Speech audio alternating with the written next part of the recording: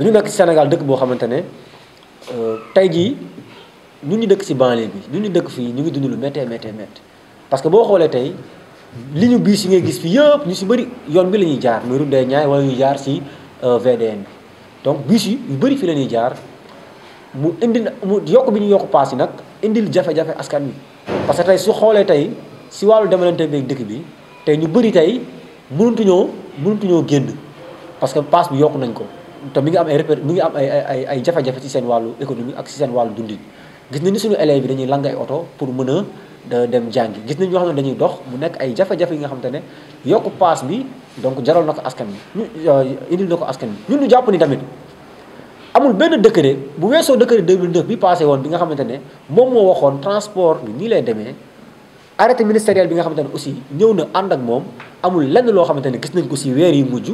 lu war a tax tey waa aftu yokk seen paas yi dégg nañ nag ñu ne gasoil yokku na dégg nañ aussi ñu am yeneen ay négociations yi nga xam ne ak ay points yu ñu waxoon ak état bi te état bi donc respecté wu ko mais dama jàpp ne tey même bu loolu amee tey ki nga xamante ne mooy client bi mooy usager bi ki nga xamante ne yàgg naa dund lu méttee ci biir bus yi mooy bus yi amul confort amul sécurité tàncaloo bi fi am yëpp mu ngi koy muñ di ko dund ñoom ñu jékki-jékki ak ni ñu yokkee gasoil bi ak problème yi ñu am ak état ñu ne dañuy yokk prix je pense que loolu noonu teguwul fenn moo tax nag ñun collectif bi ñu jàpp ni dafa doy que waa aftu bëgg a imposer loo xamante ne amul benn document officiel bu koy buy wane ni carrément war nañ ko def léegi nag ñun lu ñu jaaxal mooy silence bi nga xamante ne autorité def nañ ko gis nañ carrément que ministre bi entamé na ay négociations le 10 mars passé pour waxtaan ak les acteurs du transport ñu si mel ni waa aftu ak waa CETUD mais bi ñu génnee si loolu le 10 mars ba léegi gis nañ ni situation bi changé wul paas yi ba léegi mi ngi yokku askan waa ngi sonn ba léegi élèves yaa ngi toog ba léegi donc problème yi bi ngi gën a wëy te gis nañ ni carrément que consommateurs yi muy usager bi muy client bi amul kenn koy waxal ñun nag ñu jàpp ni il est temps que loolu arrêté il est temps que ñun ñu ñëw dox ay jéego ànd seeg askan wi ànd seeg population bi waxal leen parce que jafe-jafe yi du seulement ki nga xamante ne mu ngi yëg si bis bi di fay fi ki dërëm mais mi ngi def au delà de ça mi ngi gën a parce que sur le côté kër goo xamante ne donc famille à faible revenu la mais am na ay impact si nga xam si wàllu dundinam tey bu dee chaque weer da yokk 1000 francs wala 2000 francs am na benn impact bu muy am muy transporteur muy journaliste bi kii ak ñëpp ñun ñi nga xamante ne dañuy jël bus yi am na li nga xamante ne tey mu ngi koy wàññi si suñu revenu moo tax nag ñun ñu taxaw ne carrément que dinañ taxaw si combat bi dem nag pas à pas parce que lii pour wax la pour xamal askan wi ni que lii dafa doy lii métti na am na ay jafe-jafe dinañ organiser nag bu ñu jógee si lii tëral nañ benn plan d'action boo xam ne moom la ñuy wëyal envoyé nañ ay correspondance si autorités yi commissaires yi ak sous-préfet yi donc samedi incha allah bëgg nañ amal benn dox ñaxtu benn mobilisation bu mag a mag fa nga xamante ne mooy rond-point Kër Massar point de chute bi nga xamante ne bus yëpp fa la ñuy daje ñu dañ fa def benn commencé ko rond-point Kër Massar ba terminus 61 bu ñu defee loolu nag gis ni amul benn solution wala état bi mi ngi si pataaral ba léegi dinañ exiger à ce que usagers yi ñu def une désobéissance maanaam tey bu kenn yéeg si bus Tata yi bu kenn yéeg nañ dellu même buy metti sax nañ dem jël sareet wala ñu dem jël njage njaay wala car rapide ba na yéeg ba korog waa aftu di revenir à la normale donc yooyu yëpp bokk na si ay plan d'action yi nga xamante ne dinañ ko entamer si semaine bii ni ñu nekk pour que état dégguñu pour que les autorités du transport aussi ñoom mën a revenir à la raison xam ni carrément que yokk bi ñu yokk dafa doy parce que tey Sénégal gis situation bi ni mu doy lépp la ñu yokku tey boo ñëwee yokkaat aussi transport bi yokk seen prix yi day gën a jural loraange askan bi moo tax nag ñun ñu ngi woo ñëpp si combat bi di wax ni combat bi du suñu combat ñun rek combat sénégalais yëpp la combat sénégalais yëpp la parce que ñun ñëpp ñu ngi dund yokkute bi nga xamante ne yokk nañ ko te lu si gën a garaaw mooy amul benn arrêté wala benn décret bi nga xamante ne wax na pour que ñoom ñu mën a yokk seen prix yi loolu taxoon tey ñu def benn point de presse pour jàllale information yi. waaw lépp mu ngi jëm ci mbirum li ñu constaté mooy yokk bi ñu yokku paas bi ci biisu Tata yi yokk boo xam ne teguwul ci yoon je pense que bus Tata dafa nekk loo xam ne ci nguur gi dafa am sart yoo xam ne daf ko tëral kon lépp lu muy def jëmale ko ci askan wi dafa war a dellu ci nguur gi ba nguur gi jox ko ndigal te demewul noonu dañu xëy benn bis boo duggee ci bis ñu ne la li tarif bu ne dañ ci yokk 50 francs ñu teg ko fan parce que litre carburant bi dañ ci dolli dañ ci yokk 100 francs léegi ñoom dañuy bis bu ne dañuy yeb de 400 à 500 personnes léegi boo calculer fukki dërëm yi 25000 la lay jox yow nguur gi yokk 100 francs nga yokk 25000 ci benn transporteur boo xam ne ci bureau am lay toog climatisé yokk bi receveur bi gisu ci boppam chauffeur bi gis ci boppam contrôleur bi gis ci boppam. léegi nag looloo waral ñu woote tey jotaay bi pour wax gars yi ne ñu ngi invité sénégalais yëpp à ce que ku nekk boo duggee ci bus nga fay li nga daan fay ñu xool nag fi nguur toll ak askan wi bu naree dëgër nañu dévier bus bi yóbbu ko ci benn commissariat wala gendarmerie li ñuy def teguñu ko fenn teguñu ko ci du fenn fu ñu ko teg seen coobare bopp lañ ko defee. waaw léegi nag bu ñu jógee ci loolu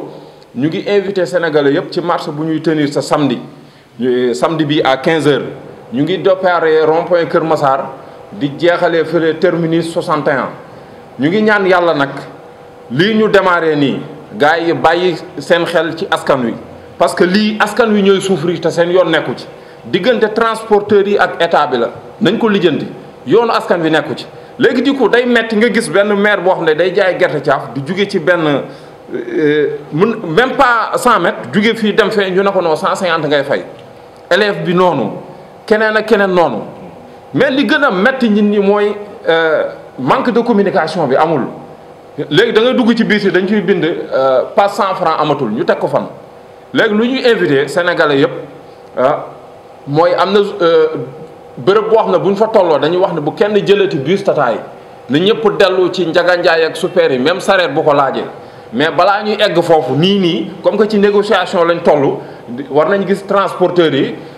gis nguur gi ñu ngi invité ñëpp ci marche bi ñuy tenir samedi mais fii ak boobu bu dee tey wala suba non tey sax laay wax na ku nekk dellu ci li nga doon fay ku nekk tarif bi nga daan fay bu ci yokk 5 francs fayal li nga daan fay loolu la ñuy invité Sénégal yëpp di leen sant di leen gërëm bu fekkee amul lu ñu fay. wax ngeen tamit dafa sonal ay élèves yi ak ay. waaw mais loolu dafa feeñ gis nañ fi élèves yoo xam ne léegi dañu décider sax di dox pour rek xam nga élève buy jàngi non seulement passe mais dafa am lu muy desal pour goûter. waaw am na ñoo xam ne sax dañuy lang oto mbalit fii ci banlieue bi parents d'élèves yi ñëwatuñu xam nga combat bi ñu ngi ciy woo sax les parents d'élèves parce que ñoom ñooy gën a souffrir. waaw tey fi nga doon joxee sa doom transport presque 500 francs wala 1000 francs léegi da nga koy doubler mais imagine ki nga xam ne 150 000 wala 200 000 mooy salaire moyen fii léegi 2000 francs par jour boo ko génnee ça fait 60 000 francs ci kuy fayee ko 100 000 francs ñaata ngay dese. courant ñëwagul xam nga ndox ñëwagul leneen ak leneen ñëwagul bu ñu rey quoi bu ñu amee seen problème dañ ko lijjanti askan wi dañ leen di woo à ce que kenn ku nekk nga fay li nga daan fay bañ ci yokk 5 francs. je pense que dañu nekk ci benn état de droit Sénégal dañ ko organiser comme li ñuy wax ni aftu ba muy ñëw nguur gi da ko teg ci axe yaa ngi dégg wutal koy ligne wutal ko nombre wutal ko tarif te yooyu yëpp respecté wu ci benn yaa ngi dégg nombre bi mu wax ñu yeb ko rombul 15 personnes day yeb ba 10 bi ba bis bi weng ñun ñëpp ñu teg suñu bët tey rapide bi aussi tamit ci la bokk pour mu gaaw mais dañuy direeku dañuy dawee nu mu leen neexee ak yeneen yoo xam ne du jeex sénégalais yi di ko muñ di dem ak ñoom di négocier ba ñu xëy yokk paas bi je pense que loo gis lu ne daa am fu mu yem lii mënul continuer mënuñu continuer di dem nii. loolu yëpp dem nañ ci mais bi njëkk loolu du ñun sax même citoyen lambda xam na ni ñoom seen yokk bi teguñu ko fenn amul arrêté amul dara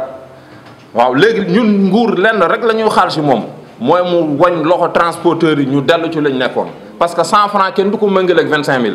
te wax naa la ko sànq du kenn ku ci gis boppam lu dul transporteur bi moom otoom ne ci bureau climatisé waaw yaa ma gën a xam loolu du wéy quoi du continuer. mooy mbir mi kenn mucc ci moo xam da nga yor oto wala taxi ngay jël sa doom mu ngi dugg ci Tata yi sa jarbaat yaa ma gën a xam kenn mucc ci kon combat bi dañ ciy woo sénégalais yëpp ñu entre temps désobéissance bi nga wax bi fi mu ne nii daar na ku nekk dellu fay li ma daan fay bu ci kenn yokk 5 francs waxuma la ak fukki dërëm. Donc qui articule sur l'augmentation des prix du transport des bus Tata que nous avons tous vu donc il y a presque des semaines, raison pour laquelle nous le mouvement donc des usagers donc yokk bi dafa doy donc on s'est réunis pour mener cette lutte. Donc je vais vous lire le texte liminaire que nous avons préparé par rapport à ce point de presse. L'association donc le mouvement Delloo Samay Fukki Dërëm a tenu aujourd'hui le 29 mars 2023 ce point de presse pour s'enquérir de la situation de la hausse du prix des transports bus Tata. Le mouvement pour la défense des intérêts des usagers des bus Tata déplore l'augmentation des prix de transport sans aucun décret d'application. ni moins un arrêté ministériel qui peut nous informer par rapport à la situation. Yoko bi dafa doy aftu delloo ma samay fukki dërëm aftu a subitement sorti un communiqué pour informer l'augmentation des prix du transport des bus Tata sans que les autorités étatiques puissent apporter des réponses au moment où la vie coûte cher au Sénégal, la situation économique, éducative, sociale paralysée, raison pour laquelle nous pensons que cette hausse unilatérale des tarifs serait contraire même aux décrets précités et aux conventions signées entre l'autorité de régulation des transports urbains, le Conseil exécutif des transports urbains durables, qui est la CETUD, et les groupements d'intérêt économique qui sont membres de l'AFTU. Nous rappelons que le ministère des Infrastructures, des Transports terrestres et du Désenclavement disait que les tarifs des transports publics routiers de personnes sont fixés par le décret d'application numéro 2009-20 du 22 janvier 2009. Donc, pourquoi aujourd'hui ce changement? Pourquoi aujourd'hui cette augmentation? Donc, cette augmentation, ce changement, sans que les usagers, sans que les populations soient informées. Nous pensons que cette augmentation rapide constitue aujourd'hui même une infraction à la réglementation sur les tarifs de transport routier, notamment la loi numéro 2021 du 2021-25 du 12 avril 2021 sur les prix et la protection du consommateur. Aujourd'hui, nous constatons que le consommateur, l'usager est laissé en lui-même. On ne voit pas l'intervention du ministre, on ne voit pas l'intervention de l'État du Sénégal par rapport à cette augmentation. Raison pour laquelle le mouvement s'est réuni pour porter ce plaidoyer. C'est la raison pour laquelle aussi, nous usagers, nous appelons toutes les forces vives donc, du Sénégal, nous appelons aussi tous les acteurs communautaires qui œuvrent pour la cause citoyenne de rejoindre à cette lutte qui est la vôtre. Des plans d'action seront déclinés dans cette semaine pour tenir informer l'opinion nationale et internationale sur les conséquences économiques, éducatives, sociales qu'engendre cette hausse des prix de transport du bus Tata de l'AFTU. Le mouvement pour la défense des intérêts des usagers Yoko bi dafa doy organise ce samedi 1er avril 2023 à partir de 15h une grande mobilisation, une campagne de sensibilisation pour informer donc l'opinion nationale de ce qui se passe et des conséquences désastreuses sur le plan économique, social qu'engendre aujourd'hui les bus Tata. Donc cette marche va se tenir Kermassar jusqu'au rond-point Kermassar jusqu'au terminus 61 et pour s'enquérir de la situation. Encourager aussi la population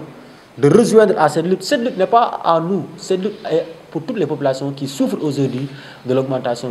des prix des bus, du transport des bus. Des correspondances ont également été envoyées et déposées auprès des autorités territoriales et des commissariats de police pour demander leur intervention et leur soutien dans cette lutte. Nous nous posons aussi la question suivante. Pourquoi cette augmentation brusque, sans aucune information, et moins sans document venant du ministère? Il n'y a pas de décret d'application. Il n'y a pas un arrêté ministériel qui aujourd'hui témoigne de cette augmentation donc, des prix du transport des bus Tata. C'est la raison pour laquelle nous nous posons cette question. Pourquoi cette augmentation si rapide des bus Tata de l'AFTU sans l'intervention de l'État? Nous avons vu le 10 mars passé, le ministre des Transports, Mansour Faye, a organisé une réunion avec les acteurs de la CETUD. Qu'en est-il de cette rencontre? Jusqu'à présent, aucune information. Et là où je parle, les prix restent maintenus. Raison pour laquelle aujourd'hui, nous usagers, nous populations, nous souffrons sur le plan économique, sur le plan social, car nos élèves aujourd'hui peinent à se retrouver dans les écoles. Aujourd'hui, les ouvriers,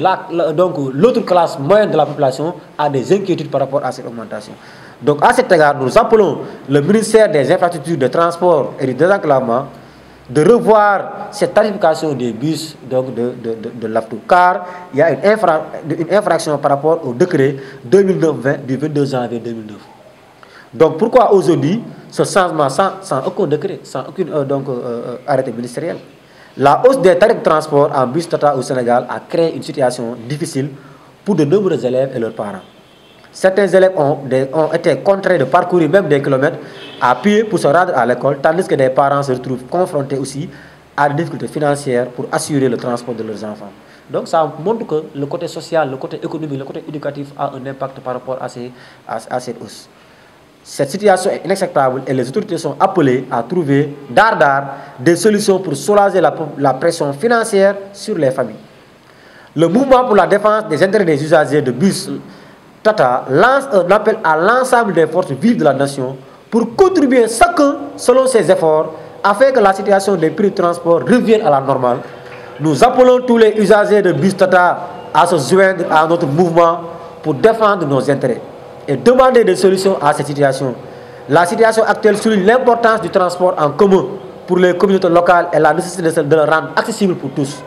Nous tenons à informer l'opinion nationale et internationale que des mesures doivent être prises dans les plus brefs délais pour que les tarifs de transport restent abordables pour tous les usagers, en particulier les élèves et les familles à revenus faibles et moyens. Nous espérons que les autorités prendront en compte nos préoccupations et travailleront avec nous pour trouver une solution rapide et efficace à cette situation difficile. Au cas échéant, nous n'hésiterons pas à entamer de nouveaux plans d'action qui peuvent même paralyser tout le système du transport au Sénégal et d'aller vers une désobéissance civile à tous les usagers des bus Tata, de ne plus emprunter les bus Tata jusqu'à ce qu'ils reviennent leur tarif à la normale. Je vous remercie.